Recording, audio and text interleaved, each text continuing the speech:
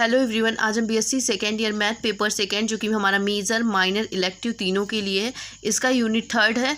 Chapter 8 हमारा दो चरों के फलनों के लिए सीमा का सांतत्य यानी कि limit and continuity of function of the two variable. इसकी ये प्रमेय काफ़ी बार एग्जाम में पूछी गई, बहुत इंपॉर्टेंट थ्योरम है। ये स्टेटमेंट इसका बहुत बार पूछा जाता है और ये बुक में लिखा था इसलिए मैंने लिख दिया। ये बहुत कम बार पूछा गया बट ये बहुत पूछा जाता है, ठीक है ना। यदि limit X Y tends to A B F of X Y की सीमा का अस्तित्व हो तो वह अद्वितीय होती है। इसके प्रूफ से हम स्टार्ट करेंगे। माना फलन f ऑफ एक्स वाई, यहाँ पे एक्स वाई दिया गया है, बिंदु ए बी पर दो भिन्न सीमाएं ले लेंगे हम। लिमिट एल व एम, यहाँ पे दिया गया है जो सीमा होगी वो अद्वितीय होगी, लेकिन हम इसे मेथड ऑफ कंट्राडिक्शन से सॉल्व करेंगे। तो यहाँ पे हम दो सीमाएं ले लेंगे, सीमा एल और सीमा एम। अर्थात जो हमारी लिमिट है एक बार क्या है में अप्रोच करेगा, एक बार एक्स में एक बार एल में अप्रोच करेगा और एक बार एम में अप्रोच करेगा। A B F of X equal to F, यहाँ पे एक्स और वाई दोनों चीज़ आएगा, ठीक है, इक्वल टू एल, ठीक है। अब हमें और एवं लिमिट एक्स और Y tends to A B F of X Y equal to M, तथा एक और कंडीशन हमें यहाँ पे मान के चलनी है कि एल क्या है, नॉट इक्वल टू है एम की, ठीक है।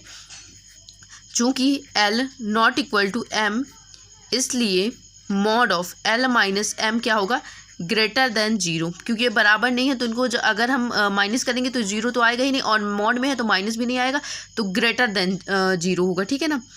तो अब हम मान लेंगे, माना जो हमारा एप्सिलॉन है उसकी वैल्यू क्या मान लेंगे, 1/2 mod of L minus M. ये आपको मानकर चलना है।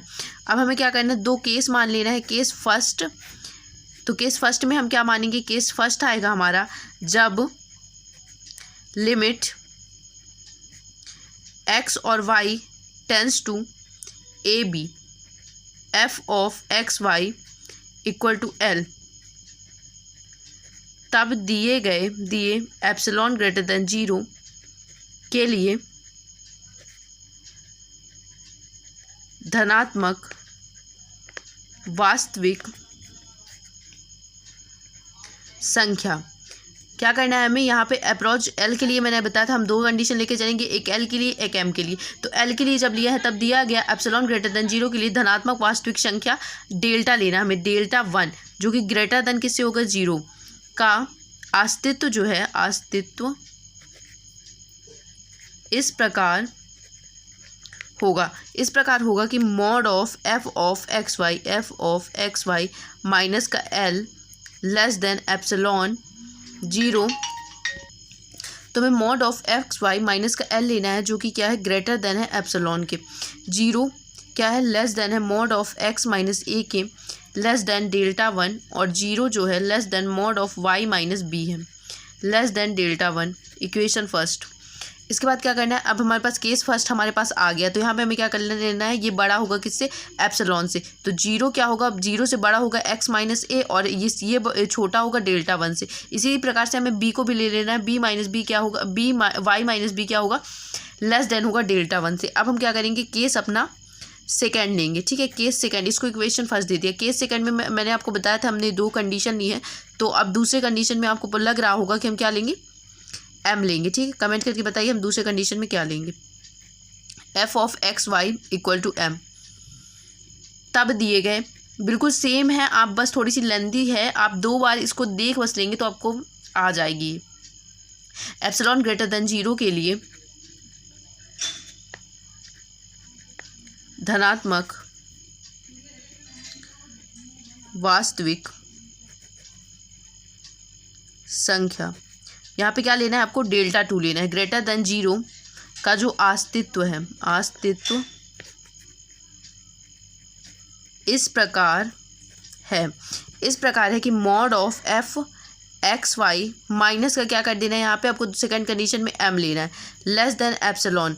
फिर इसके बाद क्या करना है, zero greater than mod of X minus A less than delta 2, और zero greater than mod of Y minus B less than delta 2। इसको इक्वेशन सेकंड दे दीजिए, ठीक है। अब हमारे पास 2 इक्वेशन आ चुकी।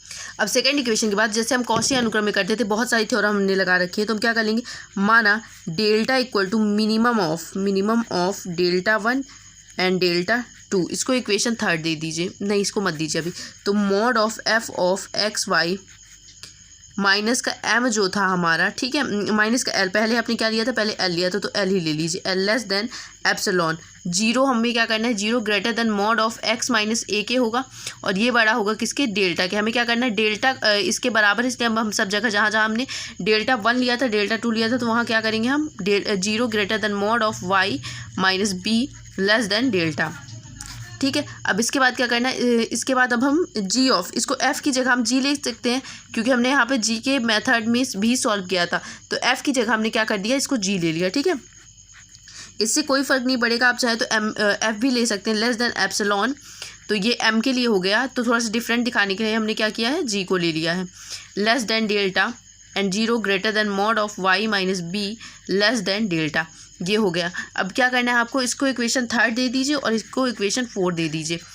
अब mod of l minus m equal to mod of l minus f of X Y plus f of X Y minus का m, ये क्या होगा, लेस ग्रेटर देन इक्वल, इससे बड़ा क्या होगा, l minus f of X Y plus, इसको अलग अलग कर लीजिए, mod of f of X Y minus का m।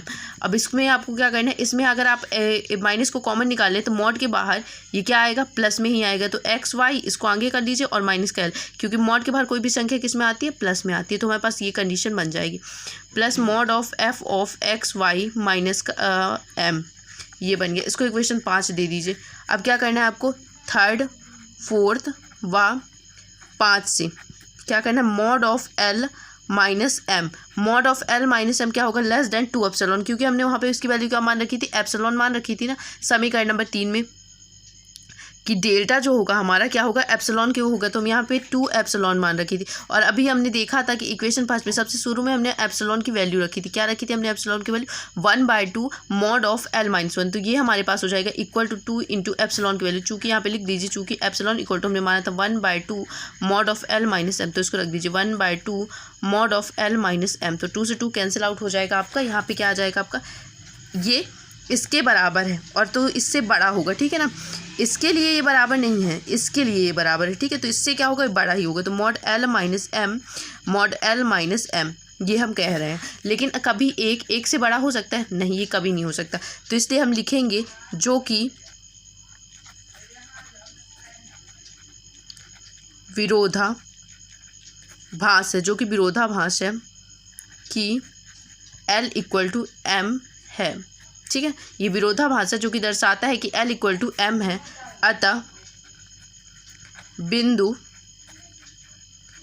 ए बी पर जो हमारा फलन है f ऑफ एक्स वाई की जो सीमा है हमारे पास, सीमा